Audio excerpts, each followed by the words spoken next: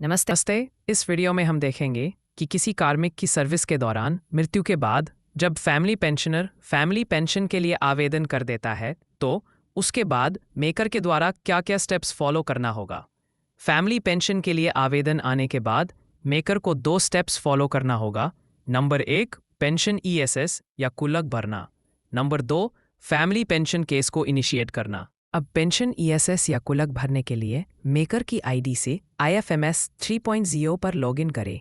उसके बाद pension management विकल्प को सिलेक्ट करें। पेंशन मैनेजमेंट को सिलेक्ट करने के बाद निम्न डैशबोर्ड प्रदर्शित हो जाएगा। अब डैशबोर्ड पर प्रदर्शित विकल्पों में से फैमिली पेंशनर विकल्प को सिलेक्ट करें। उसके बाद डेथ इन सर्विस विकल्प को सिलेक्ट करें। अब इस पेज पर फैमिली पेंशन के लिए जितने भी आवेदन आए हैं उन सभी की लिस्ट प्रदर्शित हो जाएगी। अब जिस भी फैमिली पेंशन केस का पेंशन ईएसएस या कुल्लक भरना है उस फैमिली पेंशन एप्लीकेशन के सामने दिए गए ऑप्शन में से फिल पेंशन ईएसएस ऑप्शन पर क्लिक करें। फिल पेंशन ईएसएस पर क्लिक करने के बाद कार्मिक से संबंधित डिटेल्स प्रदर्शित होने लग जाएंगे। कार्मिक से संबंधित सभी डिटेल्स को सावधानीपूर्वक चेक कर लेवे तथा जो भी डिटेल्स सही ना हो या खाली हो उन सभी डिटेल्स को फैमिली पेंशन केस के इनिशिएट करने से पहले भर लेवे।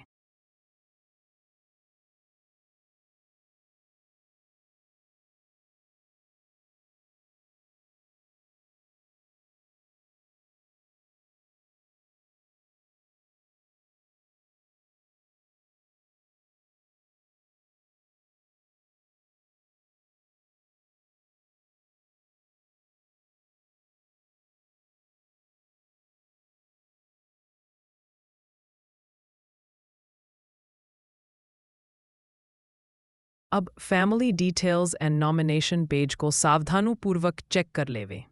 यदि इसमें कोई भी डिटेल्स गलत या पूरी नहीं है तो उसे फिल कर ले। और यदि कार्मिक के सर्विस बुक में नॉमिनेशन फॉर्म अवेलेबल है तो यस करें तथा नॉमिनेशन फॉर्म के अनुसार प्रत्येक नॉमिनी का शेयर दर्ज करें।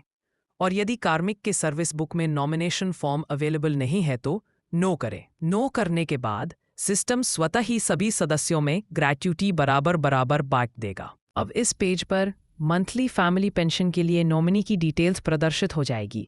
प्रदर्शित डिटेल्स को कार्मिक के सर्विस बुक के अनुसार मंथली फैमिली पेंशन नॉमिनी का मिलान कर आगे बढ़ें। अब कुल्लक के आखिरी पेज पर कार्मिक के वेतन से संबंधित डिटेल्स प्रदर्शित हो जाएंगे। वेतन संबंधित डिटेल्स को सावधानीपूर्वक चेक कर लेवे क्योंकि फैमिली पेंशन की सभी गणना इसी वेतन के आधार पर होगी।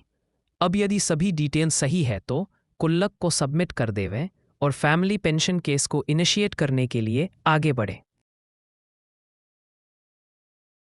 पेंशन कुल्लक सफलतापूर्वक सबमिट होने के बाद अब फैमिली पेंशन केस को इनिशिएट किया जा सकता है। फैमिली पेंशन केस को इनिशिएट करने का प्रोसेस साधारण पेंशन केस की ही भांति इनिशिएट किया जा सकता है। अतः फैमिली पेंशन केस को साधारण पेंशन की भांति इनिशिएट कर सकते हैं। धन्यवाद।